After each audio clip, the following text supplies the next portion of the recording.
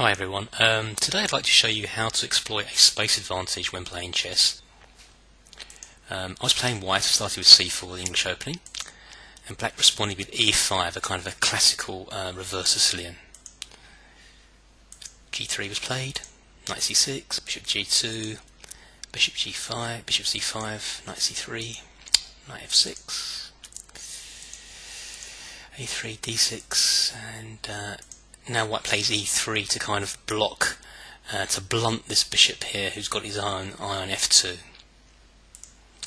Black castles, white plays knight ge2, black drops his bishop back, castles, bishop g4, h3 kicks the bishop, bishop f5, d3,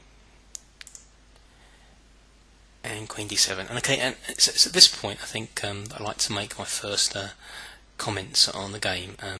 Look at white. White has here his pawns here. I'm just outlining them with the cursor. And if you see, all his minor pieces are developed behind his pawns.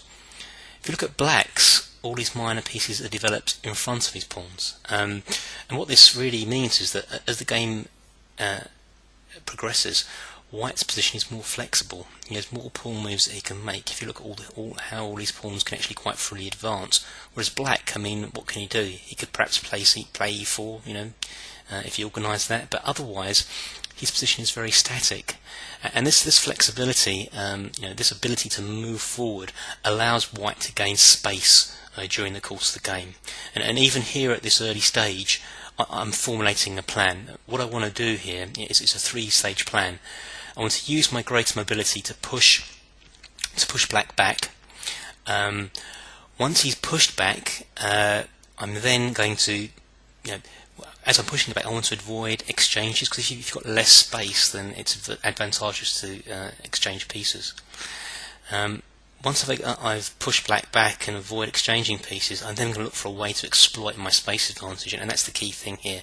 And I'm either going to do that either by launching an attack on the black king, or perhaps transposing to an endgame where my extra space gives me an advantage because of my better deployed pieces. I play king h2 to defend the pawn on h3, and black here just, you know, he just drops his bishop back to g6, and I think this is, you know, already a sign that perhaps black doesn't have a plan. Okay, I now played b4, and black responded with h6. Well, okay, it's quite clear here that black really isn't planning anything active. And now d4. Now d4 is a pretty important move, because, you know, if for nothing else, it actually threatens this move, c5, and c5 would trap the bishop. So black, you know, black here has to respond immediately, right? He has to do something to meet that threat. So what he played was, first of all, he exchanged. I took back the pawn, and now he plays the move a6 to give the other bishop space to drop back.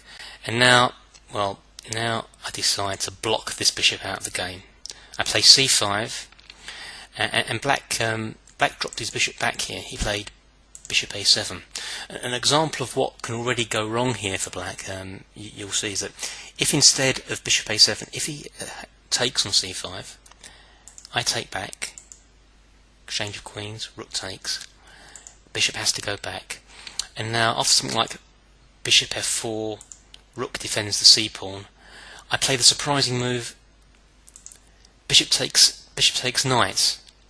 And that may look a bit, you know, paradoxical. In fact, I'm giving up a good knight for a bad bishop, but after, sorry, a good bishop for a bad knight. But after he recaptures with a pawn, look at this bishop here. Look at this bishop here on the edge of the board.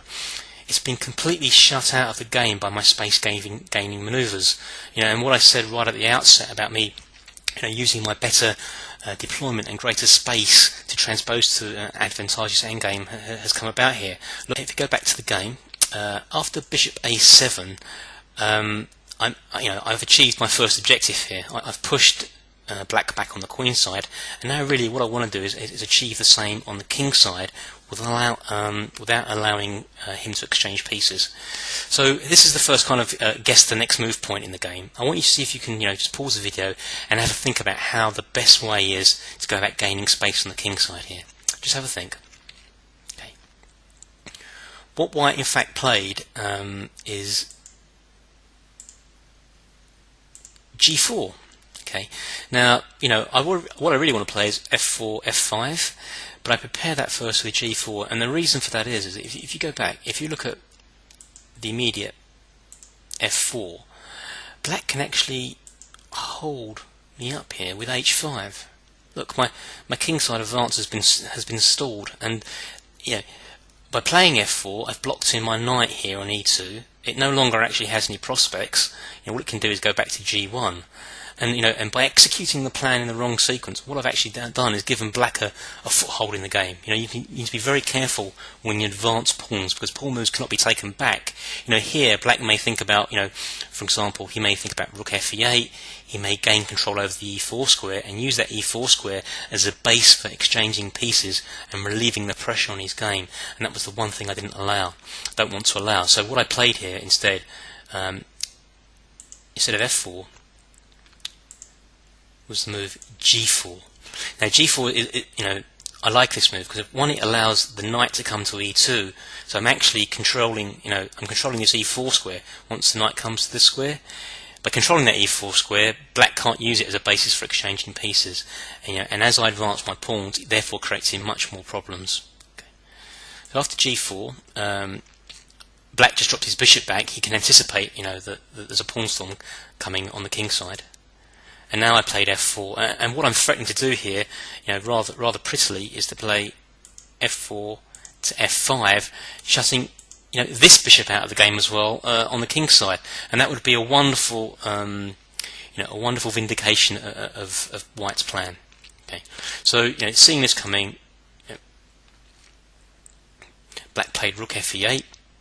And now I play knight g3, stopping him from using the e4 square to exchange pieces, because you can see I'm in control with both my knights and the bishop, and he has 3 pieces on it as well. All right? So it's pretty difficult for black at this point in time. And again, he can't do anything active. All he can do is react to what white does, and I think this makes his position very difficult. So now black feels he has to do something, and he exchanges on c5. Right? And what he does next is he drops the queen back to c8. After queen c8, I play bishop b2. Now look at this position here.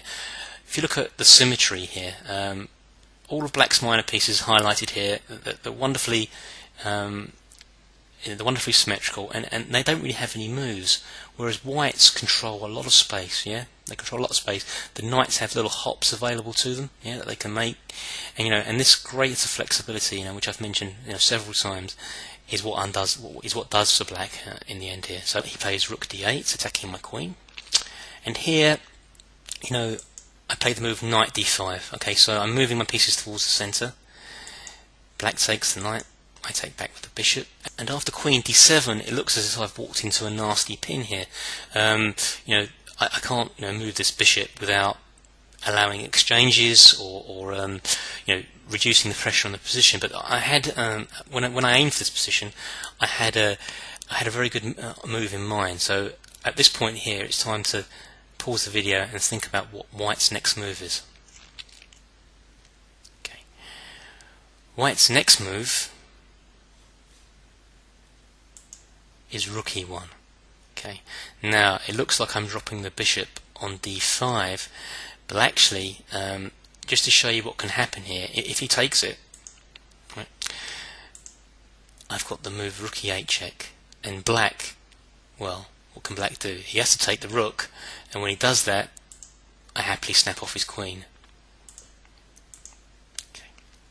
So, black being a decent player saw that he can't take on d5, so what he does here, he plays the move bishop g6 instead, and what he's attempting to do here is to give his king a bit of space, so after the rook check, the king can come to h7 rather than be deflected from the queen on d5, so it looks like he's actually threatening to take the bishop now. Unfortunately, it doesn't actually work, and I'll show you why.